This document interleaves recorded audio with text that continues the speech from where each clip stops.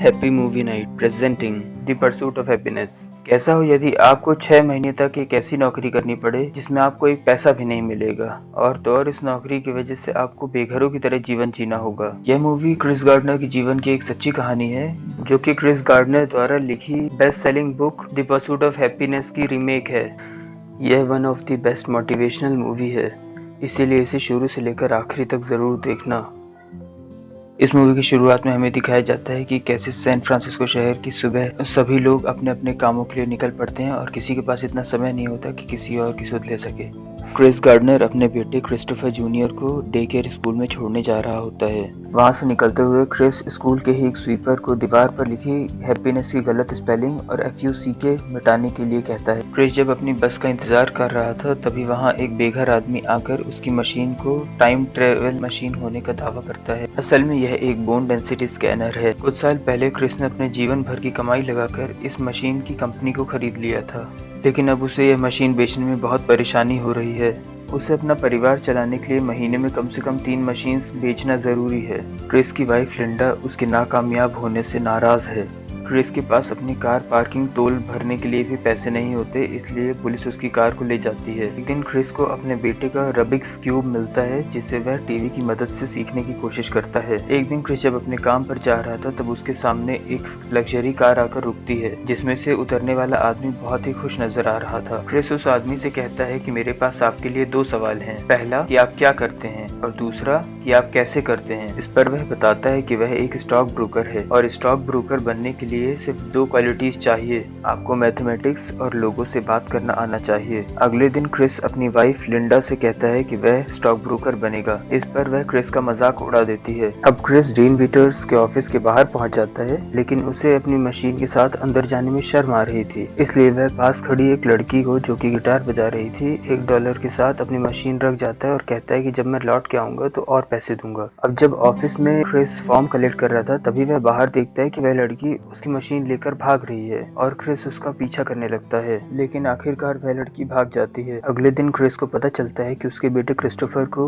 Day care schooling में TV दिखाई जा रही है, जिसकी कंप्लेन वह वहाँ की एडमिन से करता है। लेकिन एडमिन क्रिस को खरी खोटी सुनाते हुए कहती है, तुम चाहो तो अपने बेटे को यहाँ से ले जा सकते हो, वैसे भी तुम देर से पैसे देते हो। अगले दिन क्रिस को फिर से वही लड़की दिखाई देती है जिसने क्रिस की मशीन चुराई थी, लेकिन इस बार वह उस लड़की को पकड़ लेता है। क्रिस उस लड़की से एक शब्द भी नहीं कहता और चुपचाप अपनी मशीन लेकर वहाँ से चलते बनता है, क्योंकि उसका मानना था कि उसने खुद बेवकूफी की थी उस लड़की पर भरोसा करके। आज क्रिस्टोफर का बर्थडे है और उसकी मॉम उसके लिए बास्केटबॉल लेके आई हैं। क्रिस्टोफर बहुत खुश हो जाता है और डांस करता है। इसके बाद क्रिस अपनी वाइफ लिंडा को यह बताने की कोशिश करता है कि कैसे कि एक लड़की ने उसकी मशीन चुरा ली थी, लेकिन अब वह उसे वापस ले आया है। लेकिन उल्टा यहाँ क्रिस और उसकी वाइफ के बीच आर्ग्यूमेंट हो जाता है। यह जे टुसेल है और यह इस कंपनी में HR है। क्रिस जे से एक बार पहले मिल चुका है और वह उसे इम्प्रेस करना चाहता है ताकि उसकी नौकरी पक्की हो जाए। इस सिलसिले में क्रिस जे से रिक्वेस्ट करना चाहता था, लेकिन जे कहीं जल्दी पहुंचना चाहता था, इसलिए क्रिस उसे झूठ बोल देता है कि उसे भी वहीं जाना है। इसलिए दोनों टैक्सी शेयर करते हैं। रास्ते में क्रिस कई बार कोशिश करता है जे से अपनी बात करने की, लेकिन जे उसे सुन ही नहीं रहा था। असल में जे रबिक्स क्यूब सॉल्व करने में लगा हुआ था।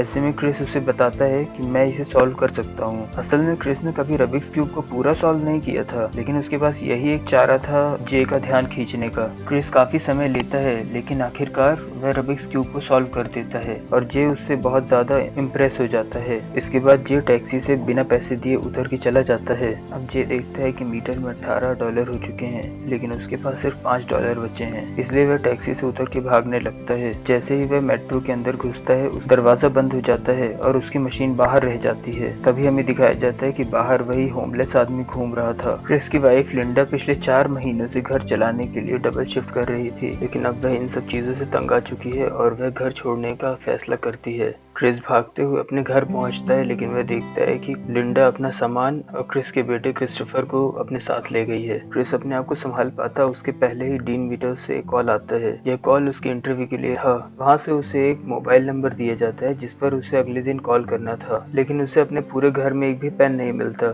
तब वह उस नंबर को मुंह जबानी याद कर लेता है और दौड़कर पास के एक स्टोर में जाकर लिखता है।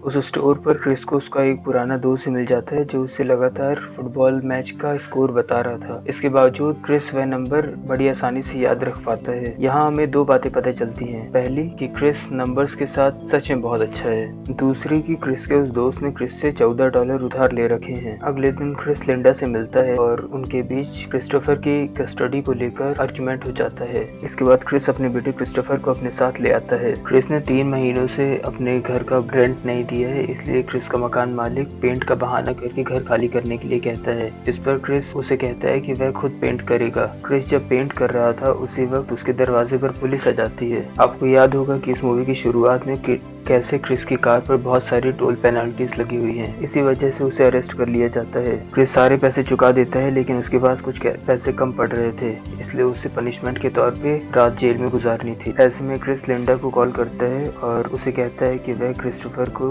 डे केयर स्कूल से रिसीव कर ले। लिंडा उसे मना करती है, लेकिन असल में वह रो रही होती है क्योंकि वह मदद करना चाहती है और आखिरकार वह हाँ बोल देती है। अगली सुबह क्रिस भागते हुए उन्हीं कपड़ों में इंटरव्यू देने पहुंचता है जिन कपड़ों में वह पेंट कर रहा था।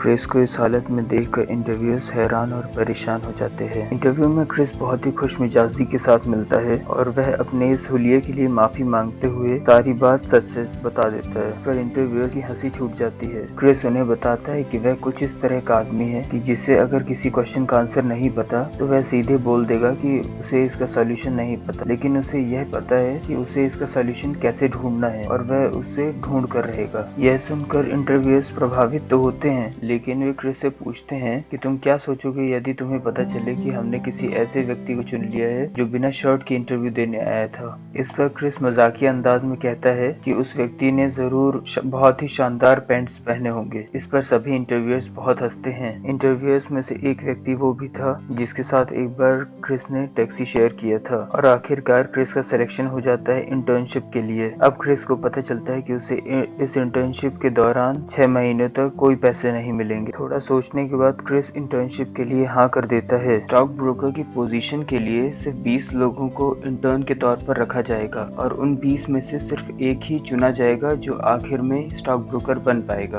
क्रिस की वाइफ लिंडा न्यूयॉर्क शिफ्ट हो चुकी है और क्रिस अपने बेटे को लेकर एक मोटेल में रहता है। आज क्रिस अपने बेटे क्रिस्टोफर को बास्केटबॉल खिलाने लाया है। वह अपने बेटे को मोटिवेट करते हुए यह कहता है कि उसे चाहे कोई कुछ भी कहे, उसे अपने सपनों को बचाना होगा। जो उसका सपना है वह उसे पूरा करना होगा। क्रिस को एक स्कैनर बेच के कुछ पैसे मिल जाते हैं। क्रिस्टोफर की उम्र तो काफी कम है, लेकिन वह अपनी उम्र के बच्चों के मुकाबले काफी ज्यादा मैच्योर बिहेव करता है। जैसे कि वह कभी छोटी छोटी चीज के लिए भी जिद नहीं करता, क्योंकि वह जानता है कि उसके माता पिता कितनी मुश्किल से पैसे कमा के लाते हैं। क्रिस इंटर्नशिप चालू कर चुका है। मेंटोर सभी कैंडिडेट्स को बिल्डिंग के सारे सेक्शंस समझाते हैं। एक दिन जब क्रिस ब्रेक टाइम पर टहल रहा था तब उसे वही बेघर आदमी अपनी मशीन के साथ दिखाई देता है। यह क्रिस के लिए एक उम्मीद की किरण जैसी थी, क्योंकि अब उसके पास पैसे खत्म हो रहे थे। क्रिस उसका पीछा करता है, लेकिन इस कोशिश में क्रिस की एक कार से टक्कर हो जाती है और उसका एक जूता खो जाता है। जब क्रिस लौटकर क्लास में आता है तो सभी उसको देखकर हंस रहे थे।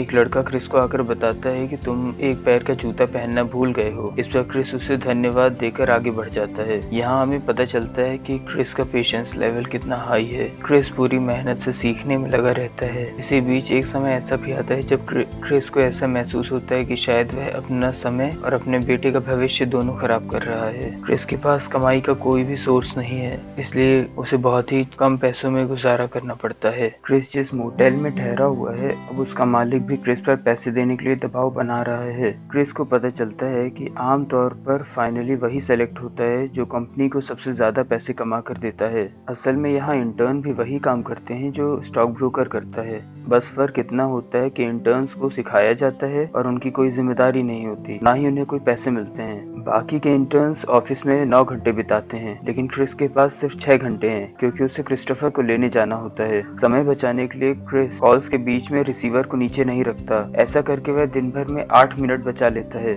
और क्रिस बीच बीच में पानी भी नहीं पीता। ऐसा करके उसे बाथरूम भी नहीं जाना पड़ता। इतना सब करने के बाद भी क्रिस कभी भी अपनी शीट पूरी नहीं कर पाता। शीट असल में एक स्लिप है जिसमें उन सारे लोगों के नाम और नंबर्स होते हैं जिन्हें क्रिस को उस दिन कॉल करना होता है। लेकिन आज क्रिस बीच के सारे लोगों को स्किप करके सीधा टॉप वाले बंदे को कॉल कर देता है। इस बंदे का नाम वॉल्टर रिबन होता है और वॉल्टर क्रिस को 20 मिनट के अंदर आने के लिए कहता है। इसके बाद क्रिस भागते हुए मिस्टर रिबन से मिलने के लिए जा रहा होता है, लेकिन तभी फिर से उसका एक सीनियर जो कि हमेशा उससे फेवर मांगता है, वह कहता है कि जाकर उसकी कार को सही जगह पर पार्किंग में लगा दो। क्रिस उसे मना नहीं कर पाता जबकि उसके पास समय भी नहीं था। कार का दरवाजा खोलने में क्रिस को बहुत मशक्कत करनी पड़ती है। इसके बाद क्रिस को पार्किंग के लिए भी जगह नहीं मिल रही थी, इसलिए वह जल्दीबाजी में रोड साइड में पार्क करके भाग जाता है। वह दौड़ते हुए मिस्टर रिबन्स के ऑफिस पहुंचता है, लेकिन तब तक मिस्टर रिबन्स भी जा चुके होते हैं। क्रिस लौट के जब कार के पास पहुंचता है तो देखता है कि कार पे पार्किंग टिकट लगी होती है और क्रिस को उसके पैसे भरने पड़ते हैं। मिस्टर रिबन्स ने क्रिस को बताया था कि वह अगले दिन फुटबॉल मैच देखने जा रहे हैं। अगले दिन क्रिस अपने बेटे को लेकर सीधा मिस्टर रिबन्स के घर पहुंच जाता है। क्रिस मिस्टर रिबन्स से पिछले दिन के लिए माफी मांगता है और बताता है कि वह अपने एक पुराने दोस्त से मिलने के लिए यहाँ आया था। इस पर उसका बेटा उसे शक की निगाहों से देखता है। थोड़ी सी फ्रेंडली टॉक करने के बाद क्रिस उन्हें बाय बोलकर जाने लगता है और कहता है कि हमें भी वही गेम देखने जाना है जो आप देखने जा रहे हैं। इस पर मिस्टर रिबन्स कहते हैं क्यों ना हम साथ चलें, और फिर वह क्रिस्टोफर से पूछते हैं कि क्या तुम बॉक्स में बैठना चाहोगे। क्रिस्टोफर थोड़ा हिचकता है क्योंकि उसे नहीं पता कि box premium class sitting space है। मिस्टर रिबन्स क्रिस और क्रिस्टोफर को अपने बेटे के साथ कार में बैठने के लिए कहते हैं और क्रिस से पूछते हैं कि तुमने अपनी कार कहाँ पार्क की है। इस पर क्रिस्टोफर कहने ही वाला होता है कि हमारे पास कार नहीं है, तभी क्रिस जोर से चिल्लाता है आओ, और वह नाटक करता है कि उसे मधुमक्खी ने काट लिया है और सभी उसकी कार पार्किंग वाली बात को भूल जाते हैं।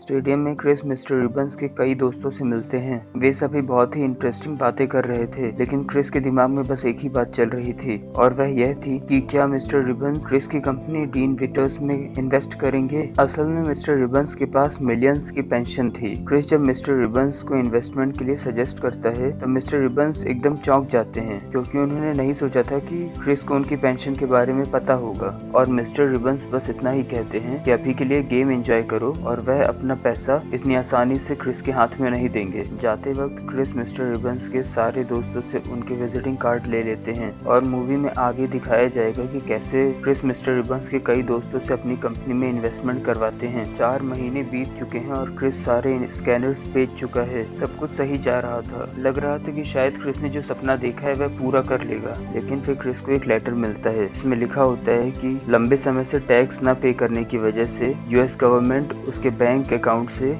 फोर्सफुली पैसे निकाल रही है बिना कोई वार्निंग दिए। क्रिस को आज भी वह दिन याद है, 25 सितंबर। अब क्रिस के बैंक अकाउंट में सिर्फ 1600 रुपए बचे हैं। क्रिस ने लंबे समय से मोटेल का चार्ज भी नहीं दिया था। मोटेल मालिक फिर से अपने पैसे मांगता है। अब क्रिस अपने दोस्त वेन के पास जाता है जिसको कभी क्रिस ने $14 उधार दिया था वापस लेने, लेकिन वेन बहाना बना के मना कर देता है। क्रिस चिंता में एक पार्क में बैठा सोच रहा होता है कि आगे कैसे बढ़ना है कि तभी उसे वही बेघर आदमी दिखता है जिसके पास क्रिस का गुमा हुआ स्कैनर है। यह वही स्कैनर है जो एक बार टैक्सी से भागते हुए मेट्रो में क्रिस से छूट गया था।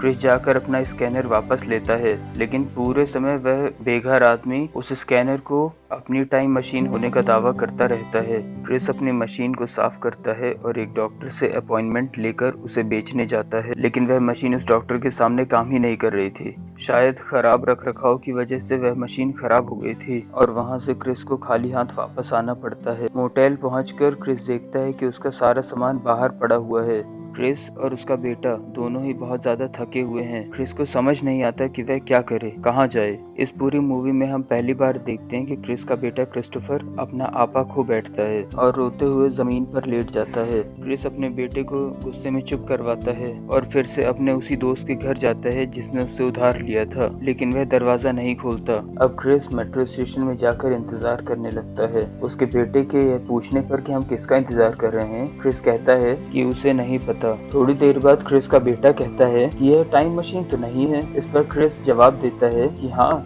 यह सचमुच टाइम मशीन ही है। और फिर वह क्रिस्टोफर को आंख बंद करने के लिए कहता है और वह कहता है कि मैं एक बटन दबाऊंगा और हम डायनासोर्स के समय में पहुंच जाएंगे। क्रिस बटन दबाता है और नाटक करता है कि हम डायनासोर्स के समय में पहुंच चुके हैं। क्रिस का बेटा समझदार है और वह अपने पिता की मजबूरी समझता है, इसलिए वह अपने पिता की बात को झुठलाता नहीं है और एक गेम की तरह खेलते हुए वह लोग बाथरूम में जा सो जाते हैं। थोड़ी देर बाद कोई दरवाजा खटखटाता है, तब क्रिस अपने बेटे के कान जोर से बंद कर देता है। उसे अपने इस हालात पर रोना आ रहा था क्योंकि क्रिस के पास अपना सामान रखने के लिए कोई जगह नहीं थी, इसलिए उसे हमेशा अपना सामान अपने साथ लेकर चलना पड़ता था, यहाँ तक कि ऑफिस में भी। और जब कोई उससे पूछता कि वह कहीं जा रहा है क्या, तो वह हमेशा कोई ना कोई बहाना बना देता और हमेशा अपने आप को खुश दिखाता। क्रिस अपना काम खत्म करता है और अपने बेटे को लेकर एक धर्मशाला पहुंच जाता है, लेकिन उस धर्मशाला की मैनेजर क्रिस को जगह देने से मना कर देती है। उसका कहना था कि वह सिर्फ औरतों और बच्चों को ही जगह दे सकते हैं। क्रिस के रिक्वेस्ट करने पर मैनेजर क्रिस को एक जगह बताती है, क्लाइड मेमोरियल, जहाँ पर क्रिस को जगह मिल सकती है। साथ ही वह बताती है कि वहाँ लाइन लगती है रूम के लिए और 5 बजे तक सारी बिल्डिंग बुक हो जाती है। असल में यह एक क्रिश्चियंस का धार्मिक स्थल था जहाँ पर बेघरों के रुकने के लिए व्यवस्था की गई थी, लेकिन यहाँ पर लिमिटेड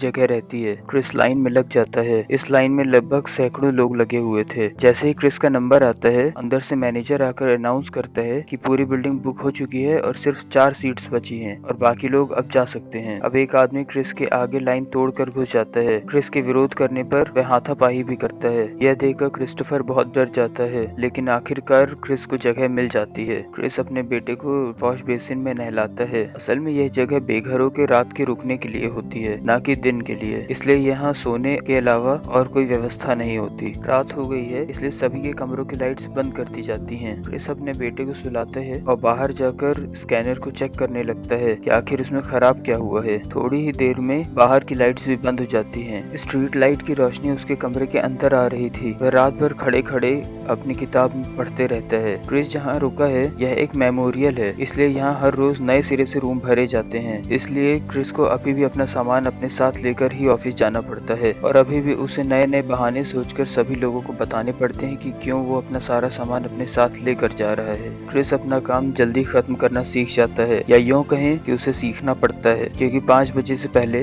उसे लाइन में जाके लगना पड़ता है क्लाइड मेमोरियल में, जहाँ उसे रात गुजारने के लिए कमरा मिल सकता है। एक दिन क्रिस की बस छूटने ही वाली थी कि क्रिस अपने बेटे को तेज दौड़ने के लिए कहता है, लेकिन क्रिस्टोफर अभी बहुत छोटा है। ऐसे में क्रिस उसका हाथ पकड़कर जोर से खींचते हुए दौड़ता है और इस कश्मकश में क्रिस्टोफर का इकलौता खिलौना स्पाइडरमैन गिर जाता है। असल में उसके सारे खिलौने मोटेल में ही छूट गए थे, क्योंकि वह इतना सारा सामान लेकर नहीं चल सकते। क्रिस्टोफर रो रहा होता है और क्रिस को उसके खिलौने के बारे में तब पता चलता है जब बस चल देती है। चर्च में जब कोई फेस्टिवल होता है तब उन्हें वहीं खाना मिल जाता है। आखिरकार आज क्रिस का फाइनल एग्जाम है। उसने पिछले 6 महीने में जो भी कुछ सीखा सहा, सब कुछ सिर्फ इसी मोमेंट के लिए। क्रिस अपना पेपर सबसे पहले लिख लेता है और वह कहीं जाने लगता है। लिफ्ट में क्रिस को एक और इंटर्न मिलता है जो कि पेपर लिख चुका होता है और वह क्रिस से पूछता है कि क्या तुम्हें कहीं जाना है। इस पर क्रिस जवाब देता है, हाँ, लेकिन मैंने अपना पेपर पूरा कर लिया है। अब ये दोनों कुछ क्वेश्चंस डिस्कस करने लग जाते हैं। तभी क्रिस जब दूसरे इंटर्न को ऐसे वाले क्वेश्चन के बारे में बताता है तब वह चौंक जाता है, क्योंकि उसने पूरा क्वेश्चन पेपर अटेम्प्ट ही नहीं किया था। क्रिस जैसे ही बिल्डिंग से बाहर निकलता है उसे मिस्टर रिबन्स का एक दोस्त मिलता है। क्रिस उससे विजिटिंग कार्ड ले लेता है। तभी सामने से मिस्टर फ्रोहेम टैक्सी से उतरते हैं और वह क्रिस से $5 मांगते हैं। असल में उनके पास चेंज की कमी पड़ रही थी,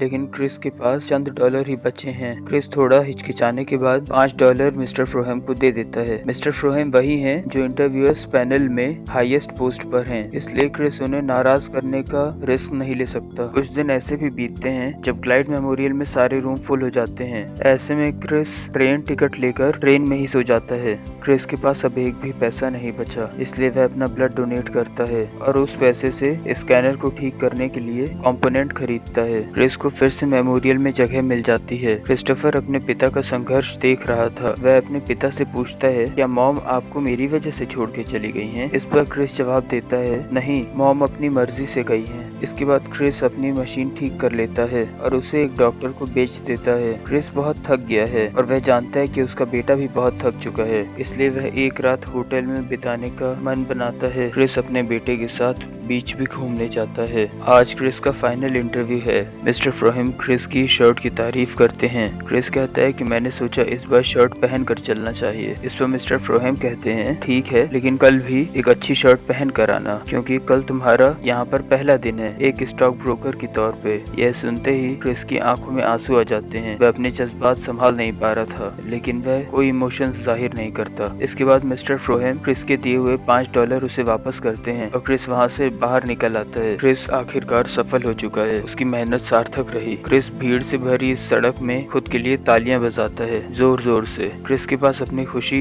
बांटने के लिए कोई और नहीं है, सिर्फ उसका बेटा है। इसलिए वह अपने बेटे से मिलने दौड़ते हुए जाता है और जाते ही उसे गले लगा लेता है। इसके बाद हमें दिखाया जाता है कि क्रिस अपने बेटे के साथ रोड साइड पर वॉक कर रहा है और वह दोनों मजाक कर रहे हैं। आप में से शायद कुछ लोग सोच रहे होंगे कि मैंने मूवी के नाम में हैप्पीनेस की स्पेलिंग गलत लिखी है, लेकिन असल में यह नाम क्रिस्टोफर के टेक केयर स्कूल के बाहर वाली वॉल में जो म्यूरल बना है, म्यूरल एक तरह की वॉल आर्ट को कहते हैं, उस पर हैप्पीनेस की स्पेलिंग गलत लिखी थी, जिससे क्रिस बार बार चिढ़ता है और कंप्लेन करता है, लेकिन कोई उसे सुधारता नहीं है।